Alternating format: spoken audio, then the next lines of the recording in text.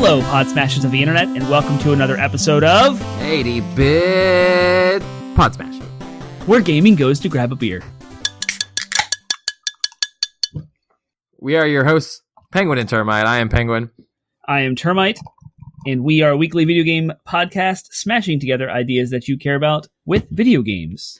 That's right. And tonight we will be talking about launch titles. We've been inspired by the new console generation, and to talk about this phenomenon that only ever happens once a generation, once every 5 to 8 years, and it is this phenomenon called launch titles. And so we're going to talk about them because we are inspired by the launch titles that we have experienced this week. So it's more fun to say that it happens once a decade, because we will only see the launch of the PlayStation console was 2013, and next time might be 2028, but in the past, it has lined up per manufacturer. decade. So, we might see a Switch Pro or something with launch That's titles true. in the next 2 years or so. Who knows? But because, Nintendo kind of staggers themselves away from the other guys. But yeah, that's so launch titles. We'll get into what they are and why they're important in the meat of the episode. But first, we are where gaming goes to grab a beer. So what are you drinking tonight? I am drinking a beer from a brewery I've never heard of until this a friend of the show, Sean. Shout out to him. Got some beers for me. This is from Blue Jacket, and it's called Mars Hotel. It is incredible. It's a 5, which I don't have a lot of 5s on my Untappd. There's a select few, and this is now one of them. I just took a sip while you were talking, and I was like, oh! Okay. Mars Hotel, and the can reads, sweet stout with horchata natural flavor, vanilla beans, and cinnamon. Alcohol 9%, contains lactose. That's all it says. This is absolutely incredible. Yes. Okay. Horchata, vanilla beans, Understood. cinnamon. It's all there. It is sweet. It's balanced. It's not ridiculously thick. So it's medium bodied, and it coats. It is a dessert beer for sure. And the fact that it's only 9%. Some of these stouts is like my bread and butter. yeah, it's some stouts can get up to 12, 15. Barley wines get up nuts. But this is only 9. So this is amazing. And it's perfect for this time of year because now it's December when you guys are listening to this. What? I can't handle that. It's too soon. I haven't bought anything yet for anybody or myself. Right? I mean, aside from the PlayStation, of course. Crazy. I am just drinking a stout as well. I'm drinking my last Dogfish Head Campfire Amplifier. So I've talked about that at length, and I'm enjoying it tonight. Don't have anything else to say about it other than it's delicious. I think I like it more each time I drink it. Not that I get anything more out of it. I just like it more each time I drink it. So that's cool. Now I'm sad it's my last one, but I'll have to get some new fun beer next week. Mm-hmm. But all right. So that does it for our beer talk. So let's move on and talk about the fact that we no longer do news here. So just a reminder for everybody, we're going to keep saying it for a while until it gets in your heads. We do a news show every Monday. It is live on Twitch, and we talk about the goings-ons in the gaming industry, the things we're excited about and want to give our hot takes on. So you can check that out at twitch.tv/80-bit pod smash, or bod smash. Yes, because it's our main channel, but it's called the 80-bit newscast, and it just takes the place of the news that used to be on this show. So we just spun off. We did a spin-off content. So if you missed them on Twitch, you can find it at YouTube. There's links for video on demand, also at 80bitpodsmash.com. Yep. Makes this episode, or makes these shows a little bit more focused and allows us to stay more up to date and relevant because we're doing it live. So it's the week that the news stories usually drop is when we do it. So we're doing the news show live. These are recorded ahead of time. Right. That's what I meant. Yep. That's what I meant. Yep. So cool. Great. Well, we wanted to talk about we wanted to share, you can actually hear the same story by going to twitch.tv/80bitpodsmash. No. Yes? That's it. You can go there and you can see our videos of us. There is a YouTube channel that we're not big enough to actually have a cool name, so it's a garbly gunk URL to our YouTube channel, and the link to that is at 80bitpodsmash.com. That's it. Thank you. You saved me out of that after letting me flail around and embarrass myself. It was funny. I was here for it. There is a video where we got our PlayStations live and we told the whole story, and we're doing it on a shaky cell phone cam. It's great. But if you want to hear, we are going to share the full story here as well, more concisely and with less shaky cameras and just, excited giddy schoolgirlness. So yeah, that's what we'll do with this time before we start our main topic. So, and go into our segments. So, Termite, how did you get your PlayStation 5? Yes. First off, you'll notice we're wearing masks in our video, and the pandemic is raging in our country right now. And I'm sure it's only gotten worse by the time you're hearing this than from when it's posted. I don't know what I'm saying, but just a reminder to everyone, wear a mask, wash your hands, social distance. It's real. It's crazy. It's nuts. And you got past Thanksgiving. You survived. So maybe you can make some changes to your plans for Christmas or New Year's if you had planned to get together with folks. I don't know exactly what's going to happen with my family, but the pandemic is going insane. Yep. So just know that when we have masks on in the video, we're trying to do that. We're trying to be good examples and do that. So what happened at Walmart? Let's rewind the clock all the way back to September 16th. That's when rewind. And there was a live PlayStation broadcast of some amazing titles. Final Fantasy 16 was announced. Boom. Ratchet and Clank. Boom. Spider-Man. Boom. Just crazy hit after hit after hit. Hogwarts Legacy was shown off for the first time and announced. We are all extremely excited. All right, you're digressing. No, that's fine. At the very end of this video, there was an announcement saying pre-orders tomorrow. I'm like, okay, cool. But no specific time. It wasn't during the video though. It was like afterwards. It was tweeted out that they would do that, and so it was even more good obnoxious. Clarification. We had to watch the Twitter blogosphere like a hawks. We did, and so we saw it tomorrow. Many folks went on their merry way for the rest of the day, including myself, which I started to go on for dinner. Then we get a notification from the @Wario64 on Twitter. He has single-handedly procured consoles for everyone who has got one right now. So Sony should thank him and sponsor him. So should Microsoft. But anyway, I digress again. Got a notification that Walmart's pre-orders went live. And we're like, ah! So I immediately text Penguin and we start trying to add to cart and check out. And I did. I clicked on the PlayStation 5. I added it to cart. I checked out.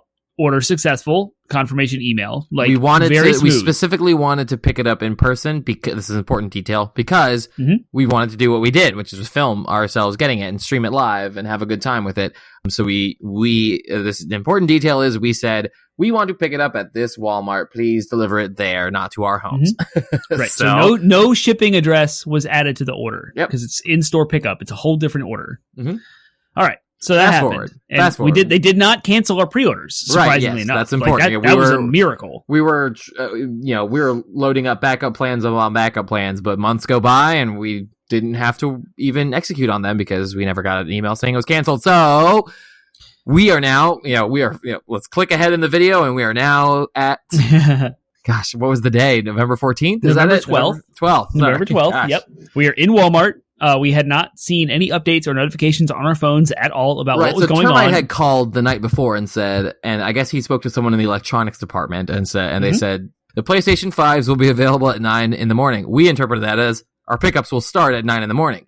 9 comes and goes, and we're like, okay. We eventually start, mildly panicking, thinking that something's wrong. So we look up, we see there's shipping information attached to our orders. We start clicking and refreshing that. We see that the consoles left the distribution center at 4:30 in the morning. And then at around 10:30, we saw they actually arrived at the store. So we're like, sweet, they arrived at the store. It'll be any minute now. You want to go get lunch? Let's go get lunch. I'm certainly the email will come out by the time we finish lunch. So we go to Taco Bell. We're hanging out with his son. We finished lunch and we're like, no emails yet. So I'm like, hey, let's go to Target. I've got a $20 gift card. I'm going to go grab a copy of one of my games there. We go there. We grab the last 2 copies of Spider-Man Miles Morales and I get $20 off of it. And it was great. Still no email. So we're like, okay, do you want to just go? I was like, I want to see if they didn't have Demon Souls at Target. So I was like, let's see if they have Demon Souls at Walmart. And then we'll go through the whole process of getting those games or not. And then maybe we'll see if we can just swing by and see if they're willing to tell us what's going on at the very least and give us some kind of insight as to what our orders go. So we do all that. The impetus for that, the main reason why I was even pushing for it was because we have a person's name that works at Walmart on our phones that signed for the package. We know they arrived at 10:30 in the morning. And at this point, it's about 1:30 or 2 o'clock in the afternoon. So almost 6 hours had gone by. I think my math is correct. No. 10, 11, 12, 4 hours. 4 or 5 hours had gone by. And I was told on the phone previously that they would start going at 9 a.m. So I'm like, okay, they're probably going to make this a priority, I would think. But anyway, we had a guy's name on our phone.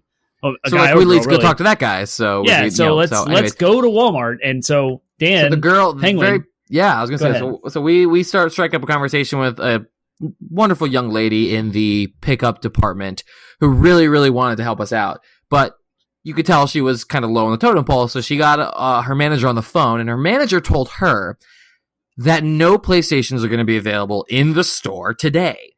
And we said, well, I mean, we understand that, but like, we knew that PlayStation had this mandate that went out that said like, all PlayStation stock needs to be online only. And we're like, but we're not ordering them. We're not buying them and purchasing them. We've already done that. We're just here to pick it up because that's where we told them to ship it. And she's like kind of insisted and pushed back and was like, I'm sorry, there's nothing I can do. They said that they would ship them out to your homes. And we're like, that's impossible. We didn't include delivery addresses. And I show her the order and I'm like, it says here, this is the delivery address, is this Walmart. And again, I hope I was being nice. polite. Yeah, we were fine. We were very nice and very I can't kind. speak for I can speak for you. I can't really speak for myself because who knows. But I like to think that I was being very polite. Mm-hmm. So she's like, okay, hold on. Let me go tell my manager she has to come here. So her manager actually had to come down, and I did feel bad that we were imposing upon everybody. But we said the same song and dance to a wonderful Walmart employee named Samantha. Shout out to Samantha. And she was like, okay, she saw that we showed her that it was signed by like a T. Williams, and she's like, okay, here's what probably happened. They're probably on the pallets and haven't been unloaded and sent to us for processing. And she's like, did you guys wait for your emails? And we said, we hung our heads down. We said, no, we didn't wait. We were kind of jumping the gun to try to see like what's going on. I was like, we were here anyways, so we figured we'd stop by. So, we could kind of give the little slap on the wrist for not waiting for the email to come through. And she's like, well, let me go check anyways. I will go check. And if they're on the pallets, I will bring them to you and you go get them. So she's like, but you'll have to wait. And we said, we will wait 30 minutes, 40 minutes. Take your time. Like, go get some lunch break, whatever you need to do. So 15 minutes later, she comes back with 3 boxes. Of course, we only needed 2. One of them was for someone else, but there are 2 boxes there with our names on them. And finally, we had our PlayStations. Yeah, we had a cart. She like pointed us to a cart. Rewinding the clock a little bit, when there was a game of telephone happening between the manager and the lady we were working with, there was this moment of like panic that Walmart has no idea what we have. They don't know what we expect. And there's a chance here that we would walk away today with no console. Right. No assurances that we like no knowledge of when we would get. Like if there was some kind of shipping error and they didn't know where to send it, like it would be sitting in a distribution warehouse somewhere and we would have no idea how to even get a hold of it. And money-wise, both of our cards or your bank account, I don't know what you use. I use credit card. Was charged. Been charged. So they had their like we paid for this, and there was no updates on our phones or apps. So when we told the lady Samantha that we hadn't waited for our email, I was 100% okay with getting an answer saying we will process your order. Come back when you get an email. It'll probably be today. Okay, fine. We'll leave. No worries. We'll follow the rules. We'll do what we got to do. And that was kind of in the back of my head too. But this moment of panic of like, we spent $500 on this console and we might not even get it on launch day. And we pre-ordered it the second they went live. I was like, mixed emotions are flaring up. I didn't want to jump the gun and get mad. Right. So we were very polite. We kept our cool, but you could definitely tell there was a moment where if we had not been wearing masks, she might have seen both of our jaws drop when she said they're shipping them to your home. And we're like, no, they're not. They are not shipping it to our homes. I know that in hindsight, another like quote mistake that we made was calling the electronics department. I think Termite did not realize that there were 2 separate departments. The pickup department is a whole different wing of Walmart that handles that kind of thing. So of course, if you had called them, they probably would have been like, we don't know, it'll come sometime tomorrow and we'll process it and email you. So we might not have gotten any more clarity in that regard. But yeah, there was definitely, again, the fact that Sony made this mandate that muddied the waters in regards to, you know what I mean? Like there's even more like an even more meta game of telephone going on, because like Sony made a statement. That statement was probably communicated to Walmart, the retailer, and that was probably sent out as a memo to all the employees that matter. And you know what I mean? So people are probably just like, again, you have multiple layers of interpretation there that just convoluted the whole thing. But it's okay. We got them. It was good. Again, hats off to the South Point Walmart employees. It's easy to crap on Walmart when they make mistakes. But in this case, everyone handled it professionally. Everyone was cool. Everyone was understanding. And, we got our PlayStations. So and this is a testament to like kindness when you're dealing with retailers. I follow Reddit on I follow the GameStop Reddit, and I hear like horror stories of people just cussing out up and down with these entitlements and these expectations, and this person behind the counter has like no power over any of this stuff, and they're just getting all of the brunt of bad messaging and bad situations that are outside of anyone's control. And so like, I'm not trying to tout our own horn saying that we were polite and professional. I do want to encourage our audience or anyone listening, if you have issues regarding these kinds of things, just think about that person, think about where they're coming from, their point of view. They might not even know what a PlayStation is, and just have a little extra patience. Try to explain yourself clearly and professionally and not get mad or blow up on them. Love is better than hate. So, you can always catch more with honey than vinegar. So yeah, and don't be a Karen. Don't be someone that's going to get, videotaped and then memed online later. Yep. That's I have not a good thousands and thousands of frustrations with Walmart in general. Like most people, especially with video games and pre-orders, like a lot of their employees don't know video games, like especially like we do in the industry and stuff. And so there's lots of miscommunication. The muddied water from Sony did not help. And you just have to know that. You have to go into it expecting them to not really understand what's going on and maybe explain yourself a little better from the get-go. And we did a good job of doing that, and it worked out. Like, we have it, it's great, and now everyone's happy. We're praising the customer service. Samantha went above and beyond. She could have told us to shove it and get out of here and wait for an email, and she didn't. She actually went back and found exactly what we needed and did the work to get it back to us. And that was awesome. Interrupting her day, you know what I mean? Like taking time out of her day and her responsibilities. So, yep, of course. So again, I give hats off to exactly. I give hats off to the employees. I will not pat a giant corporation like Walmart on the back necessarily as an entity, but I will give hats off to those. They did right by us, so we'll do right by them. Anyways, that is all. But that was our story. That's our story. That's all our story. So the fun and the panic and the excitement and adventure that was getting our PlayStations is one of our favorite things, but doing this podcast is our favorite thing. Doing this podcast is our favorite thing. Favorite things. A tiny little segment in our show where we just talk about the thing we're digging. It can be as shallow as a perfectly popped bag of popcorn, or as deep and meaningful as a conversation or experience with your family member. You need some new examples. Or I really do. But that's what favorite things is. It could be as shallow and simple as an ice cold beer, or it can be as deep we got going on. And meaningful. Well, mine's not ice cold. As a professional customer service experience you had that made you feel enlightened and encouraged by humanity. There you go. All right, so I'll start, I guess. My favorite thing's my PlayStation. It's fun. We if you want to get our first impressions, hands-on first impressions, you can check out our stream from a couple weeks ago. Newscast from November 16th. Yep, that's it. We talked just did hands-on on that. So aside from my PlayStation, because that's the obvious choice, my boy Brando Sando dropped a novella that I was stoked on, and it was everything I wanted it to be and more.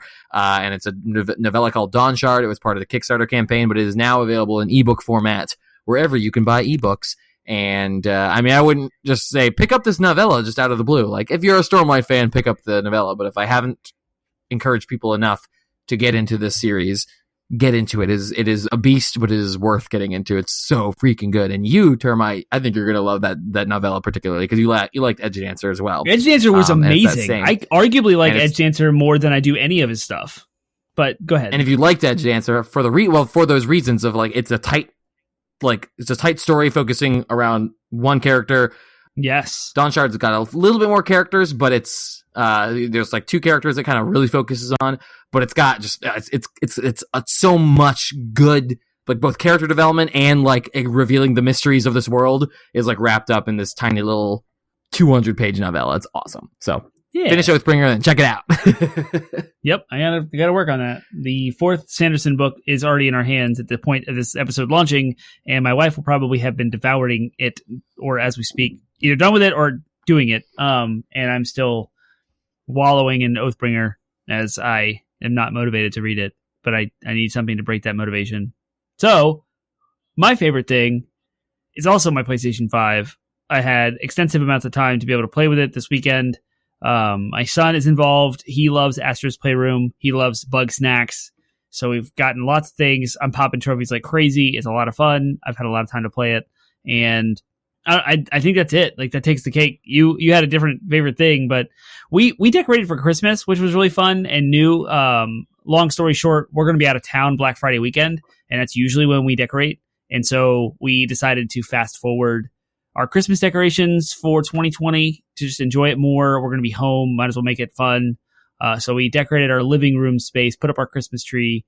And so that was really fun and meaningful. We had albums. We have a vinyl record player. So we play some Christmas vinyls and drink a gingerbread stout from Hardywood and put up our tree. And that was fun and meaningful. Like that was great as a family.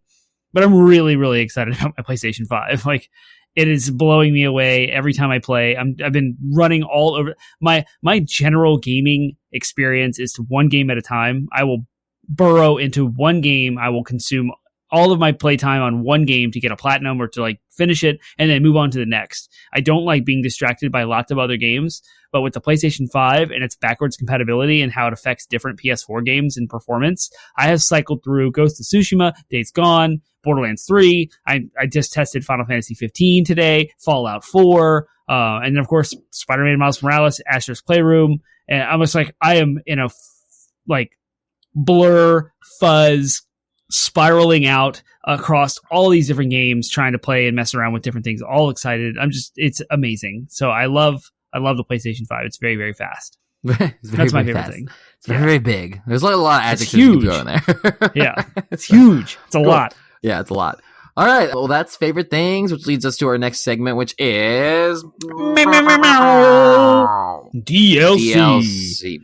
So here's a frustrating thing. I had like a decent and passable DLC. I'm pissed that I like came up with earlier, and then I didn't write it down because I'm dumb. Because I was thinking certainly I'll remember this. I'm a genius, and I am not a genius. I am very dumb and forgot it. So, but I will pivot nicely into a fan favorite of Blank Blank. And although in this case I already got a contest picked out, so all I need from you is 2 characters. Ooh, okay. From anything, not Solid Snake. Of course not. Just any 2 characters from anything. Who is the main character in Demon's Souls? What's his name? There's not. It's just a nameless player character. Oh, that's no fun. Come on, Jack. Okay, Jack from Jak and Daxter. That's one. Okay. And Luigi. Okay. Jak and Luigi. So I just realized I didn't introduce what DLC is. So hold on to those 2 characters in your head real quick. Okay. DLC is a segment of our show where we have like a discussion that you wouldn't normally have about video games. So Blank Blank version of DLC is inspired by the whole age-old conversation that you'd have with your friends at lunch, which is who would win in a fight, X character or Y character. And we're doing that, except instead of a fight, we're replacing it with a different contest. And so since we're talking about launch titles today, I'm taking that word launch and we're abstracting it out a bit. And I'm just going to ask Jak or Luigi, who would design a rocket that would go higher into the sky? Literal rocket, not like a rocket with a space shuttle on it. I mean, just like a rocket that launches into the sky and explodes and falls down. Whose would go higher, Jak's or Luigi's? I want to say it'd be Jak, because Luigi's just like a clumsy, bumbling around, kind of stumbling person anyway. And but like barely he's has accidentally successful with everything he does. You know what I mean? Like Luigi's he's kind of like a bumbling competent person, like incredibly bumbling, clumsy, but like accidentally competent. Now, and the question is, would Jak, I mean, Daxter's the one who's like the crafty one, right? Like Jak's just the BA who goes around and like beats up enemies and then... Yeah, but he accidentally turned Daxter from a human into an Otzel, which is a fictional hybrid of an otter and a weasel. And the whole point, like part of the game is to undo that transformation. So he's reckless. So he's got some intelligence to be able to design and make a thing to turn, so he's going to know how to make a rocket. But maybe that rocket goes in time and ruins the time-space continuum and creates paradox. So it goes higher, but what are the adverse effects? The way I think about it is the way this shakes out in my head is Jak has this like well-designed, beautiful-looking rocket, and it has the capacity to go higher, and it is better in every way, shape, or form. But because they launch at the same time, 3, 2, 1 launch, they both go. Luigi's veers, like, taking this crazy path and, like, knocks his rocket out of the sky and then continues going upwards. And maybe That's all Luigi's Magic makes ever it to does. space, but Jax is really going to go to space. So I'm still going to say Jax is going to go higher. We just don't know what the adverse effects of Jack's rocket are going to be. And Luigi's will probably blow up before, at some point. Whereas Jax might not ever blow up. And that could be a very big problem as it continues to maybe create a black hole or who knows, blow up the Earth and continue on forever. I like to think it just goes, it's well designed enough that it goes around the Earth and then goes higher the other side of the planet. Well, Luigi's goes directly up. His goes, the opposite direction. Mm-hmm. And then they meet somewhere in the middle, blow up, and cause the time-space. Actually, they just come back around. They both go through the universe, come back around to the other side, and then just bomb Earth on the opposite ends. At the same time, so it's a tie. At the same time, yeah, pretty much. Exactly, it's a tie. They both went from point A to back to point A, all the way through the universe and back to point A. Which means a zero net difference. So they didn't actually launch. Exactly. Yep. I love it. That's DLC. The whole point is to just have fun, have a fun discussion. So, and I think that we did. So, we want to know who you think would win between those two characters. So you can share that with us in the places Termite will tell you right now. You can go to 80bitpodsmash.com. That's our landing website, 80bit podsmash, where there are links to all of our podcast platforms. If we are not on a platform that you want us to be, let us know. But there should be links to Spotify, Stitcher, iHeartRadio, Google Play, Apple Podcasts, etc. There are links to all of our social media. This is where you can actually interact with us, type things out to us, let us know what you think. We have a Twitter, a Facebook, and Instagram. We have our own subreddit. There is a link to our Discord server. If you want live chat to interact with our community, you can find that link in all of our show notes across all of those platforms. And you can find us on twitch.tv/80bitpodsmash to catch our live streams on Monday evenings, 8 p.m. Eastern Standard Time for our newscast weekly, where we go through the weekly video game news, and Wednesday evenings, 8 p.m. Eastern Time. You can also find us playing video games that we're digging that week. Interact with us there. So there's lots of places to go. Find us on any of those social media platforms and let us know what you think. Fantastic. All right. So that does it for DLC and the places to find us. Okay. Our main topic is launch titles. So for those who are not super involved in the gaming industry, are maybe listening and have heard us use this term before and probably pieced it together in context. But if you are, if you're just out of the know as to what a launch title is, we'll explain it. What is a launch title? Okay, sure. A launch title is just the video games that launch with a new console.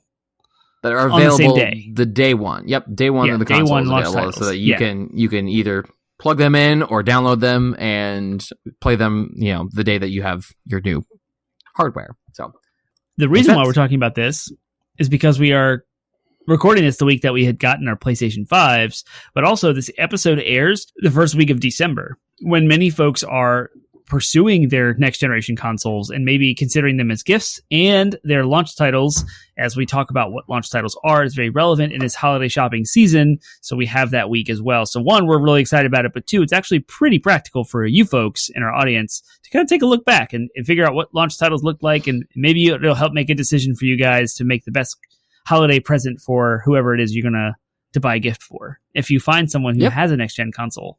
Yep, for sure. And or if you are purchasing a next-gen console and want to know what games to get with it, because even a couple of weeks in, there's not going to be a new game. By the time this airs, I don't think Cyberpunk will have come out yet either. So that's next week. Yep. Yeah, very few. There are very few actual games available on these things, and yet a surprising amount if you think about it too, and compare it to previous generations. It's a good one. But we'll get into that. It's a good launch. So before we get into start talking about like individual actual launch titles, we want to talk about why are launch titles important? What's the big deal? Or consequently, why are they maybe not as important as they may seem? They're not the most important thing, but I think they're still important. So let's talk about why. This is actually a two-sided coin. Launch titles are one side of this coin, and backwards compatibility is the other side of the coin. The reason why they're important, we've talked about backwards. We talked a lot about backwards compatibility, and this is kind of also answering that question of why that's important. But launch titles are important because you have to give folks a reason to spend a ton of money on an entire new platform, because the introduction of a new platform could potentially split you away from your friends who don't go with you, but also could separate you from your library that's already established. And because it is new hardware, it's not optimized. It's not kind of been out there for a while. The launch titles are all you have for your shiny new toy. So you want something that shows it all off. You want something that uses most of its new features and benefits. And so a launch title really is in the spotlight for showcasing what this new console is going to do. And it kind of gives you that like feeling of satisfaction that you got what you paid for. Like it's worth the money. It's worth the time. And again, backwards compatibility being that can you still play games with your friends online? This is more relevant today than it has been in the past.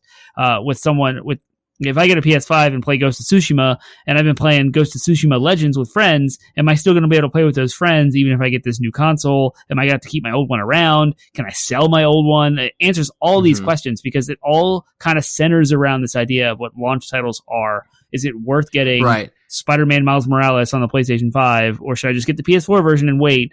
Like, those things matter, and those differences matter. The launch titles are about, like, what... It's a new thing, you know what I mean? It's like the launch title is like, what is the new experience I can have on this console?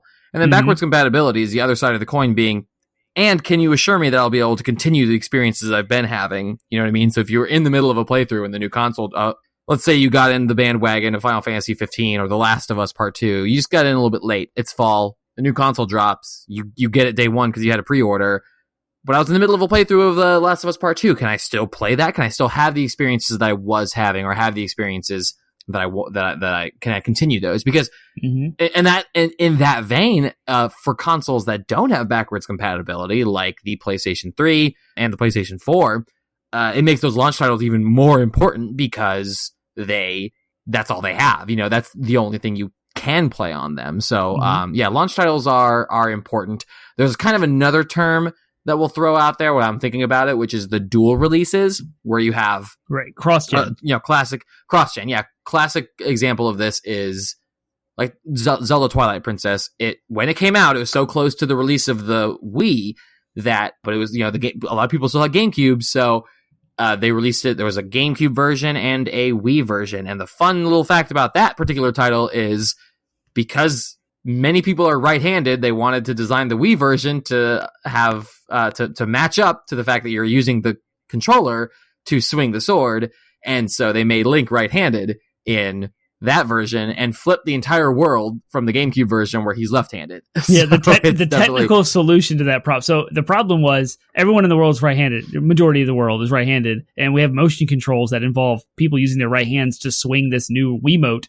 This is great launch title explanation. Like, this is a perfect example. We should definitely talk about this. So the Wii comes out, has a brand new controller. It is backwards compatible with GameCube, by the way. It has GameCube controller ports in it. Circa 2006 is when this came out.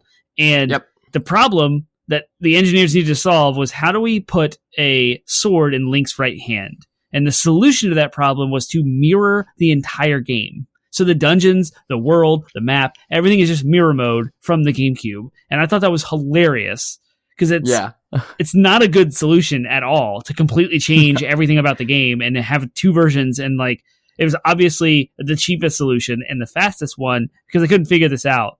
And I thought, it's hilarious. But it's a perfect example of a launch title. They wanted to cater to the people who just bought a Wii and use this new Zelda title to entice them to buy it. Fast forward to 2017 with Breath of the Wild, you have the same situation from the Wii U to the Switch. Breath of the Wild comes out on both, but it barely runs on the Wii U and it runs perfectly on the Switch. And so, like, as a showcase of what the Switch could do, in fact, in the game, there's a tablet controller that Link uses, the Slate. And it's very much reminiscent of either the tablet controller of the Wii U or the tablet controller of the Switch and how it works. So they improved dramatically from the Wii to the Switch with both Zelda titles, and those are both launch titles.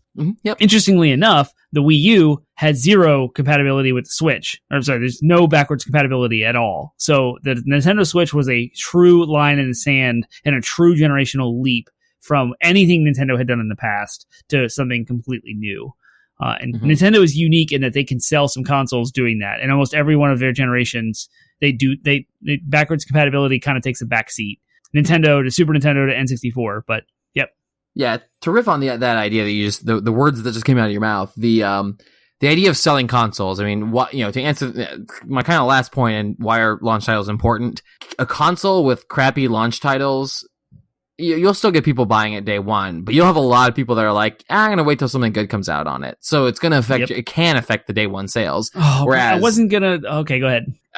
As we've seen with some consoles and some launch titles, a launch title can be a motivating factor for someone. A good launch title can be a motivating factor for someone to buy the game, and the Switch and Breath of the Wild, for me at least, was that quintessential example. I might have held off on the Switch if any other game had dropped, but because it was Breath of the Wild, I was like, nope, I need to play this, and I need to play it as soon as it's available. I'm not going to just get it on the Wii U.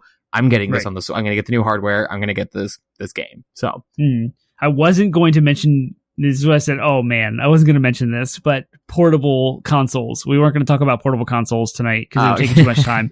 But this is notorious. Like, Nintendo was infamous. The Nintendo 3DS had a horrible launch lineup, and it did not have any games slated in its launch window, and the sales tanked. And the 3DS had this new innovative technology that could give you a 3D view without actually wearing glasses. In a world where everything was touted as 3D, and our movie theaters were 3D, our PlayStation 3s were 3D, TVs were having 3D installed in them, and everyone had to wear glasses. There was like this active and passive, like, it was a whole thing.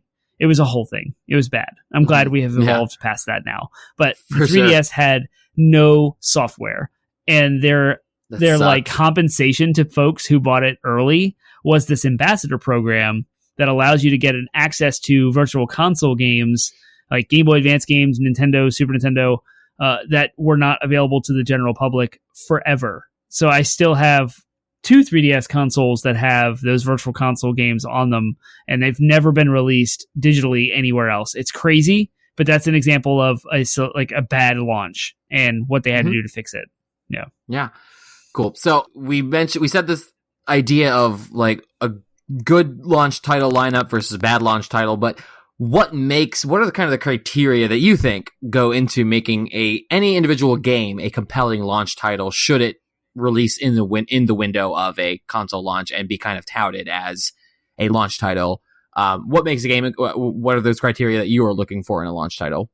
The challenge is, by the time a new console comes out, the previous generation has been severely optimized, and the best of the best comes out of it. And where we are right now with the PlayStation 4, we got The Last of Us Part 2 and Ghost of Tsushima, Final Fantasy VII Remake, Doom Eternal, Death Stranding, all kind of like the giant swan song that was PlayStation 4. And that they utilized that hardware in new ways. It was super innovative, and they looked great. The experiences were amazing. When you reset, they did. When you hit the reset button on that and you start from scratch, every single generation of consoles, their launch titles, the developers don't know how to use the hardware yet. It's brand new, so it's not optimized. It's just out of the box, kind of like, okay, we can do everything we did in the past, but maybe a little easier. And so, like, you have to meet that challenge of this new experience meets it betters the previous one. Yeah, and that's how important launch titles are. Like, that's what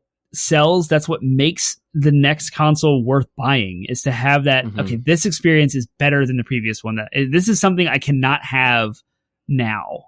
If this software existed on my current generation platform, is it worth that expense? Consoles are expensive. They range from in prices from $300 to $800, like depending on what you're getting and what generation we're in.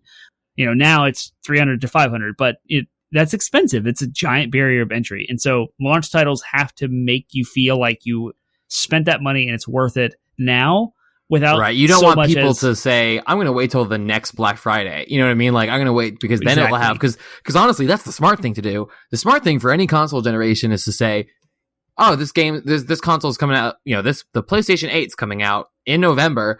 I might wait till the next November where I will get a steep discount on it. You know what I mean? Like at least $100 discount on it. They'll have worked out all those hardware issues that that are par for the course with brand new consoles, firmware updates and all that stuff. And there'll actually be some games out for it that I want to play by then. You know what I mean? So you have to counteract that mentality and say, no. Because this game's coming out for it, you gotta get in on that right away. I think of a lot of good launch titles. A wise thing for companies to do, for developers to do, is to try to line up the console release with the release of a major franchise. It's one of the few times you'll hear me answer a question on this podcast by saying, like, make sure you use an existing franchise. You make sure you use the pull of an existing franchise instead of new IPs, right? Because this is one of those circumstances where it's like, if you can say, hey, the new console, the Nintendo Switch is coming out, and you'll be able to get the brand new Zelda game on it, or I mean, even the PlayStation 5's case is like, we're doing a remake of Demon's Souls. Like, that name it's got a cult following, it's got pull. It's always wise to do it. Not always feasible, but it's one of those things where it's like, you bet that like those first party developers, they're working closely with and saying, hey, do you think you can have this out by the time we launch this console? If we push the console launch back just a couple of months to line up with it, you know what I mean? Like, if you push the game back a little bit, like, that's they're in tandem constantly for sure, happening. Yep. For sure. And the biggest flop we've seen recently with the Xbox Series X and S is with Halo Infinite. Halo Infinite was supposed to be the launch title. It's Halo, right? That's like the best selling point you could argue. And Halo, the original Halo sold Xboxes, and it was a launch title. And so they wanted to repeat that with Halo 6 with Infinite. Yep. And it didn't happen. So who knows what the metrics would look like, versus the other way around. Would there be more Xbox Series consoles sold if Halo Infinite was there? Probably. Yep. So, yeah, launch titles are extremely important for the sale of the box. Definitely. For sure. Yep.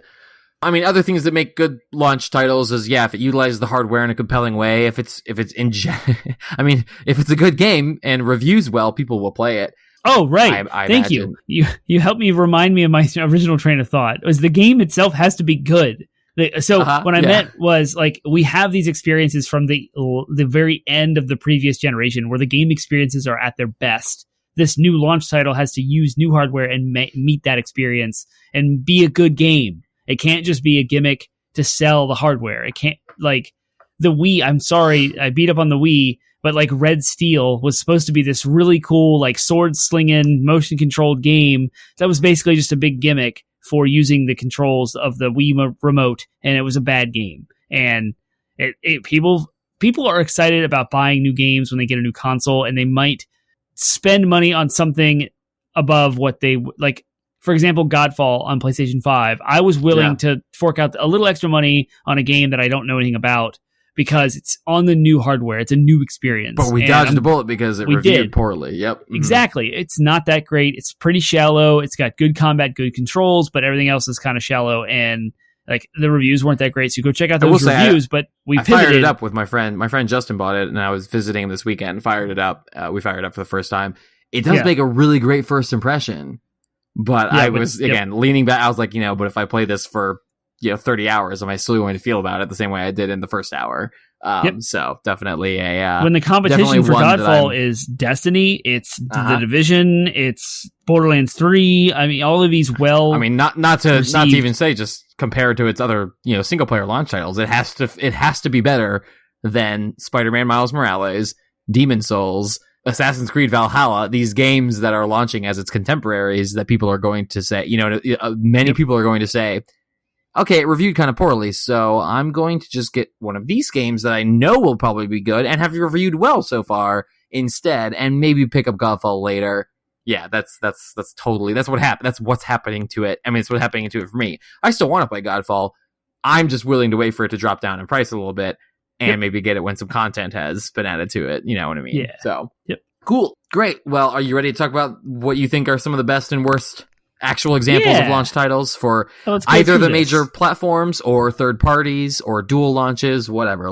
There's like a whole list, and we're not going to go through it. We're not going to make that mistake again, like our Wikipedia list, but we do want to talk about some of the highlights and maybe some, if we catch some very, very, very low lows, we'll talk about those too if we see them. But we're going to kind of try to go through some of these, zoom through some of these really quickly and just say, oh, that was an incredible one. So you got some ready to go? Yeah. So Nintendo in 1985, when it was released October 18th, had Duck Hunt, Excitebike, and Super Mario Bros. Among a whole slew of other games. But I highlight those. Duck Hunt specifically because there was this new Zapper attachment.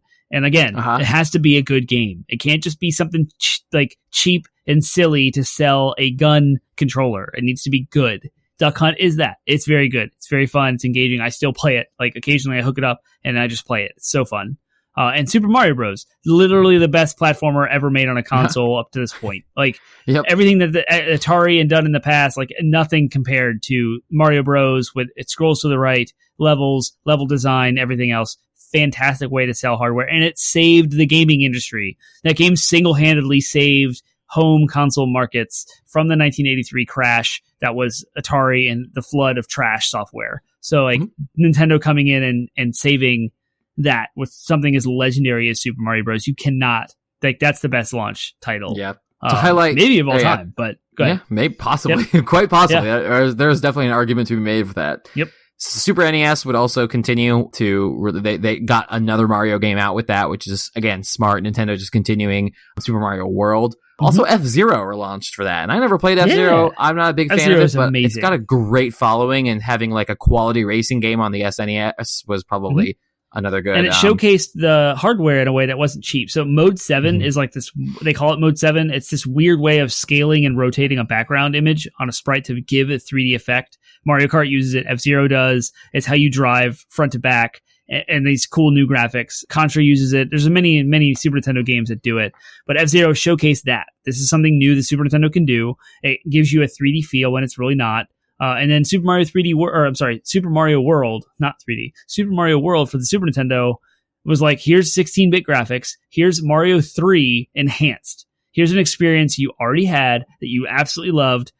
Arguably the best Mario game even today. It's 2020. But here's Super Mario World that did everything Mario 3 did, but better on new hardware. It's like, this is a prime gold star example of what a launch title should be. Super Mario World. Yep. Do you have anything else before I talk about 64? I want to highlight Sega Genesis was bad. Okay. There wasn't anything that really showcased like they launched in 1989 and they were competing against Nintendo. And the story is notorious. There's an entire documentary, Console Wars. It's available. You can rent it. It's also a book. You can read it. And how it didn't launch with a title that sold the console that well enough, and actually led to it limping out to release. Like Altered Beast was kind of its touted big game, and it was trash. So just highlighting like what an example of a bad launch lineup is. There's nothing for the Sega Genesis that Super Nintendo doesn't have better to sell, and so it resulted in them limping out.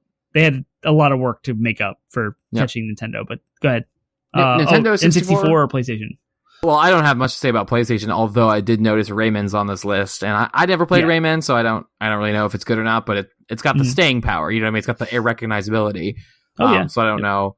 I don't know enough about PlayStation and this list of games to really say whether they're standouts. Other than that, but gotcha. Ridge Racer and Rayman were really, really good to sell the console and show off new 3D power and disc-based games and like really showcase what PlayStation had to offer. It wasn't until Crash Bandicoot came out though that like it really took off. Yep. Nintendo would be 3 for 3 with the 64 and release Super Mario 64, which again, when you said arguably Super Mario Bros. For the NES was the best launch title, I think it would find some stiff competition with Super Mario 64. Yes. You have waxed. Absolutely. We don't necessarily need to go into it. We have waxed eloquent in this podcast before, so if you're a long-time listener, you already have heard us fawn over that game. But it's an incredible experience, and the jump to 3D there. Interestingly enough, like showcasing the console the 64 space with Sega Saturn and PlayStation, the console space is jumping into 3D, and no one did it correctly until Nintendo did. So not only was Nintendo competing with their previous generation, the Super Nintendo, and everything it had to offer with experiences, but it was also competing with Sega Saturn and PlayStation. And so its launch titles had to showcase why you would want to buy the Nintendo 64 for your 3D gaming over the other ones. And Super Mario 64 just like revolutionized what 3D open world exploration platforming would look like. So you're right. This could easily be the best launch title of all time, Super Mario 64. So Nintendo just crushed it again, and everyone was clamoring for an N64 when it came out. Showcasing the hardware, showcasing the new controller, new joysticks, crazy weird 3-pronged, how do you hold the thing, Z, trigger, controller, like all this weird new stuff. Super Mario 64 did it. It showcased the hardware and did it elegantly with very few actual issues. Yep, exactly. Yep. I want to highlight the Dreamcast. We actually had an episode fairly recently, a couple months ago. We did a whole deep dive basically on the Dreamcast itself. We did it on all the Sega consoles. We'll do it on all these consoles eventually. But in that episode, I remember we talked about how there were some really good games, like a good showing on the Dreamcast, all things considered. And the Sega developers did a really good job in putting their best foot forward. I didn't realize how many of those games were actually launch titles until I looked at this list. But you got Power Stone on there. You got Sonic Adventure, Soul Calibur. None of those games on their own are like incredible. Like if it were just any one of those games, it would be like, okay, yeah, maybe. But the fact that the console had all three of those available at launch is pretty impressive, and it has a ton more. Like there's a lot of great launch titles on this thing. So I imagine for people buying the Dreamcast on day one, I was like 9 years old when this console came out, maybe 10. I was 10 years old when this console came out. I did not get this on launch, but for people who did, they had pretty good showing, all things considered, I think. Yeah, and correcting the Sega's mistake of Saturn launching without a Sonic title, we have a whole deep dive on the Sega Saturn console, putting the soul in console for Sega Saturn, and we go into a deep dive about everything regarding the Sega Saturn, its controversy. Did not have a Sonic title at launch, and yet this Dreamcast did. But weirdly, the launch titles, as good as they are, that console died, and Sega died as a platform or as a hardware manufacturer, and just switched to software from there. And so, like, maybe you can't stake the entire generation on just its launch, because this had a fantastic launch, and yet it still failed. Yep. Yeah. 100%. Yep. 100%. Cool. Mm-hmm. Anything you want to talk about in the PlayStation 2? Yeah, the PlayStation 2 had a huge launch lineup. It does. But what's cool about it is it's not plagued with a bunch of third-party stuff. Most of this stuff is first and second-party launches, showcasing what the PlayStation 2's motion engine that they called it can do. So Armored Core 2, Fantavision, Ridge Racer 5, Smuggler's Run, Summoner made by THQ or published by THQ, Tekken Tag Tournament, of course, being a first-party game, Unreal Tournament being a PC implementation, and Time Splitters. Time Splitters was like the spiritual successor to GoldenEye, so it really showcased multiplayer, a split screen, a first-person shooter, 60 frames per second, really fast-paced, gorgeous new graphics. So PlayStation 2's launch really had a good, well-rounded selection of stuff for different genres. Like, this is the biggest list we've seen yet. We're kind of going chronologically. I don't know if you meant to do that or not, but if you look at it, like the list is huge, and it has different types of games. There's sports games, there's action games, platformers, multiplayer, shooters, where like Super Nintendo had 2 games, or like 4, a racing game and a platformer. So it didn't really cover everything. PlayStation 2 did. And Sony like really did a good job with that launch lineup. So it was very well rounded without any major groundbreaking hits. Yeah. Mm-hmm. Yeah. Well, I am kind of going in chronological order because that's how this list is structured. Yeah. So the GameCube would be next here on this list, and GameCube had a pretty solid, not quite as well rounded as the PlayStation 2, but I think the GameCube has much more, like bam individual hits. You got Luigi's Mansion on there. You've got Star Wars Rogue Leader on there, Rogue Squadron 2 Rogue Leader. Yes. And Super Monkey Ball and Crazy Taxi aren't like strongest titles in and of themselves, but were still very fun games, all things considered. And I know that I was like throttling people for, picking up kids and shaking them down for their lunch money to get myself a Nintendo GameCube when I was an 11-year-old. And it was, I think, a pretty strong launch lineup. Yeah, and again, a testament to a really ridiculously good launch lineup, not really doing well, translating into the generation, how the console performed, because every generation of Nintendo consoles sold less than the previous one up until the Wii. So the Super Nintendo sold less than the NES, the N64 sold less than the Super Nintendo, and the GameCube went on to sell less than the N64, despite Luigi's Mansion, Star Wars Rogue Squadron 2, and Wave Race, 3 extremely good first-party titles across 3 different genres, even completely reshaping what we expected for a Mario game with Luigi's Mansion, and revolutionizing what an open space shooter could look like with Rogue Squadron. Like, those graphics hold up today. It's so good. That game is amazing and impeccable. And it's how many years old now, and I still like go back and play it. I love it so much, and it ages beautifully. Yep. The only thing I want to talk about with the Xbox, the contemporary of the GameCube in that regard, would be Halo. Yeah. Particularly, again, another impressive numerical launch lineup, but very few of these games I actually look at and I'm like, I care about it. But the standout on there is Halo, for a completely new IP, untested, and brand new console from a new player in the game. You know what I mean? Microsoft entering the console wars. I mean, Halo is just probably a risk for them, but man, like, did it pay off? Like, that game printed money for them for this console and impressed the heck out of everybody. So again, it's why they were chasing that why they were chasing a Halo launch as recently as their Series X console, is because Halo did so well for them in the past. So they were trying to really ride that high.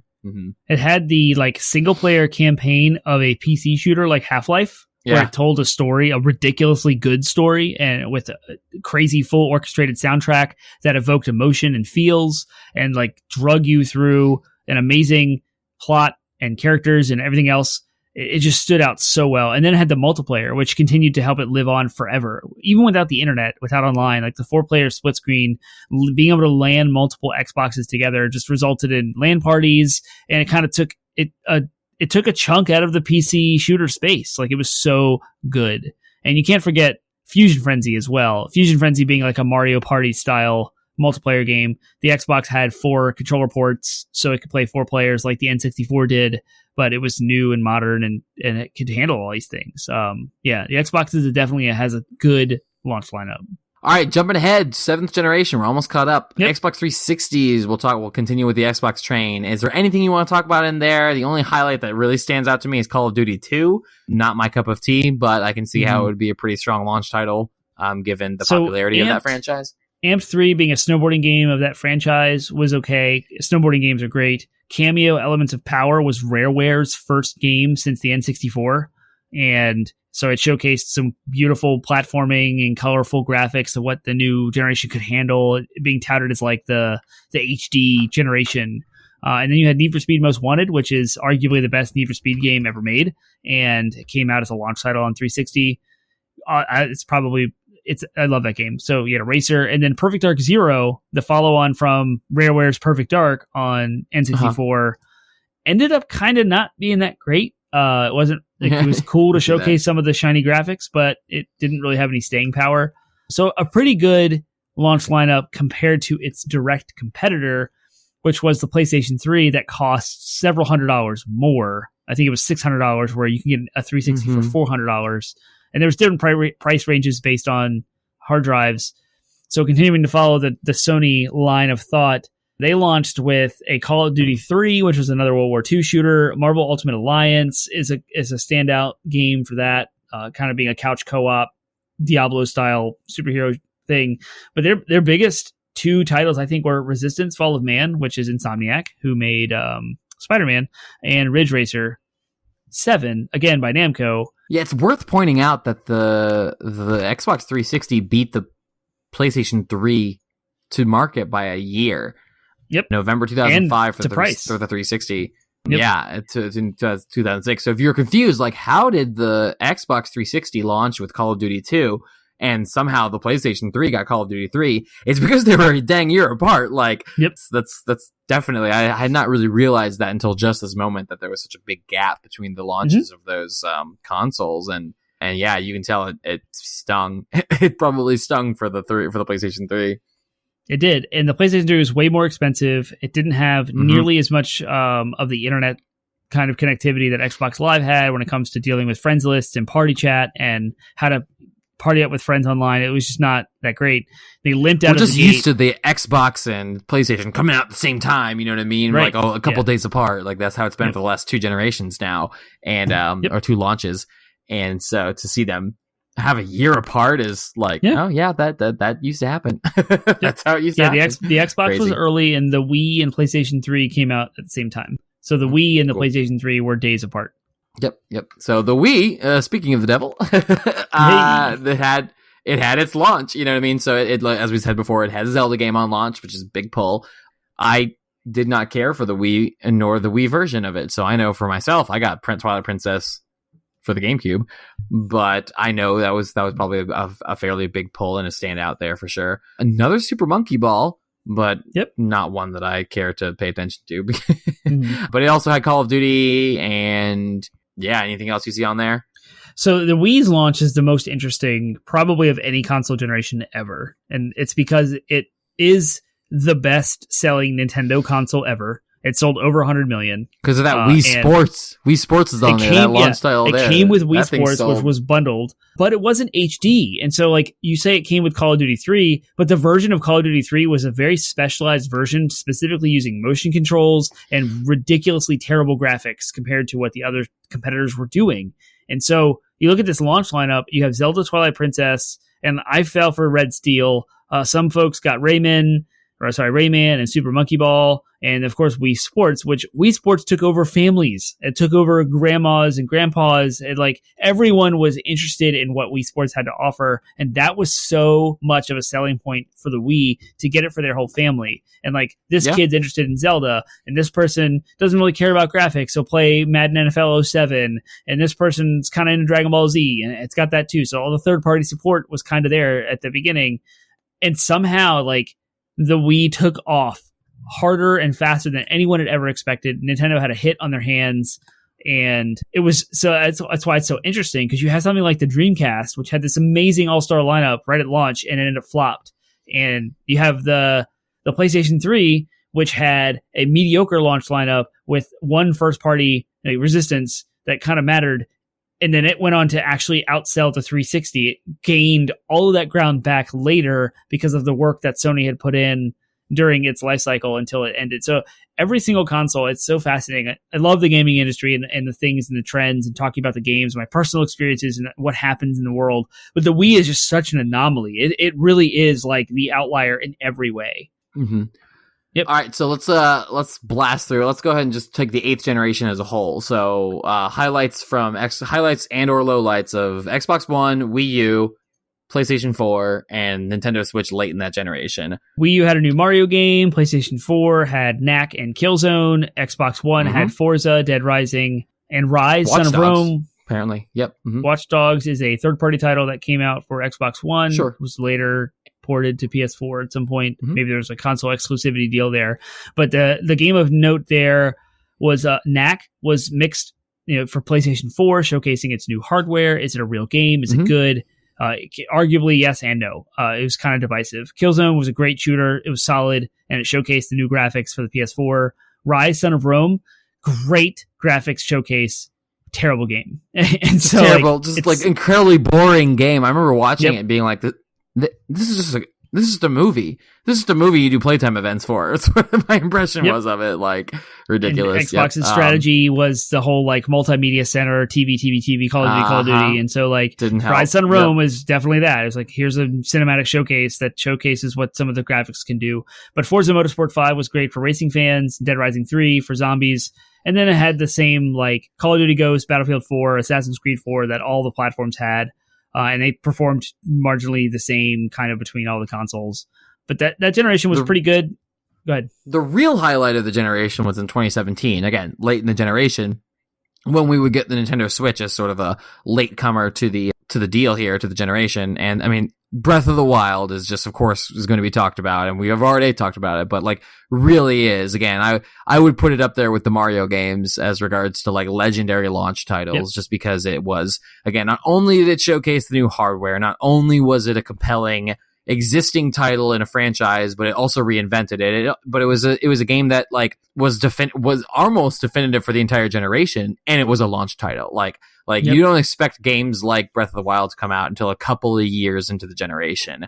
Mm-hmm. Comparable titles that we laud on the level of Breath of the Wild are things like The Last of Us and God of War, and those games, but all of those games came out very late into their generational cycles. So Nintendo putting their best foot forward again with Breath of the Wild on the Switch is just, is really the standout of that 8th gen.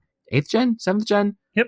8th gen, whatever. It is really the highlight of those launch titles, in my opinion. Mm-hmm. All right, cool. I was gonna say we're in Gen 9 now, so we can talk about the launch titles for the PlayStation 5 and the Xbox Series X.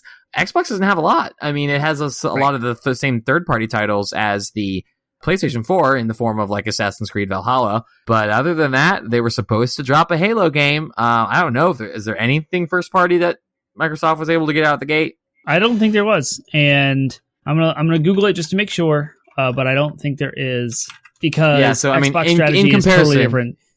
Yeah, exactly. And so in comparison, you've got PlayStation, which has a brand new entry in Insomniac's Spider-Man franchise, which was proven to be wildly successful. And then you've got Demon's Souls, remake of a beloved PlayStation classic that's beautiful and gorgeous, thanks to Bluepoint, who made it. You've got Godfall, which, you know, is hit or miss, but it's something new. It's a new IP, and it's exclusive to the PlayStation 5. And then you've got incredible, like, kiddie kind of platformer games like Astro's Playroom, which is preloaded on the console, which I will admit I'm very impressed by. It's a short thing. It's going to be a platinum I'm going to knock out in like a day, but it's so fun. It's so enjoyable. So, compared to that, what do you got for me for Xbox? Yeah, the Xbox Series X does not have any exclusive titles that's not available on any other platform, and that's a testament to their strategy. Their strategy is to push Game Pass. There's a subscription service that gives you access to 100 plus games, and they run and look the best on Series X. And they also have the best backwards compatibility implementation that has ever existed in the history of consoles, where they've gone back and revolutionized the code of the games to make them run smoother and look better at native 4K. Things like Fallout 4, for example, on the PlayStation 5, you just get what was the best on PS4, which was 30 frames per second, and whatever PS4 Pro enhancements they added back in the day. With this version of Xbox Series X, they've enhanced all the graphics, they've up-resed all the textures, it's 4K straight up, and it's an unlocked frame rate up to like 60, if not higher. And so like that's one example of what Xbox has to offer. Is if you have been with Xbox through the Xbox One generation, all of your stuff runs, looks, and plays better on the Series X because they've done the work. They've gone in and managed all of the code for all of their titles and done something. So you have much more of a surprise waiting for you if you have an Xbox Series X, which is kind of a good trade-off. Like, let you take away the first party gimmicky titles, right? Halo was not, well, maybe it would have been gimmicky. Halo Infinite. We don't know yet because we don't know a whole lot. There was one gameplay footage shown that was not received well. And if that was what it was, that would have been a mediocre Halo release. So take that away, make it amazing, and delay it. And then just give you everything the previous generation had to offer, but give it the best possible experience, the best way you can play CSPs, the best way. It's kind of what we talked about with that two sides of the same coin, right? Like they're leaning hard. They're like, you know what, we're gonna take a risk, and instead of trying to give you a brand new experience you can only get here, we're gonna try to make all the experiences you've had up to this point better. And that's it is a ballsy new. We're in new territory with the Xbox Series X in that regard. Is they are saying they are they're not just saying, hey, we're going to focus on backwards compatibility as well as launch titles. They are literally prioritizing backwards compatibility over launch titles, and so we'll see how it pays off for them. But that is all the time we have. So we want to hear your thoughts. We want to know, what are your favorite launch titles? What are you looking for in a launch title? What do you think they're important, or do you think that it's lower on your list in regards to when you're shopping for a console? We want to hear all those thoughts and more. And Termite, can you remind the Pod Smashers of the internet where they can find us? I'll give you a short version, and then I will look up to see if there are any Apple Podcast reviews. The short version is go to 80bitpodsmash.com. That's our landing website for everything, all social media platforms, all of our podcast platforms are there. There's a Discord link in all of our show notes that go live on all those different platforms, so go check that out. Lastly, if you leave us a review on Apple Podcasts, we will read it on the air. There hasn't been one since August of this year, so leave us a review. We are a family-friendly podcast. We try to keep it so that you can have the little ones around.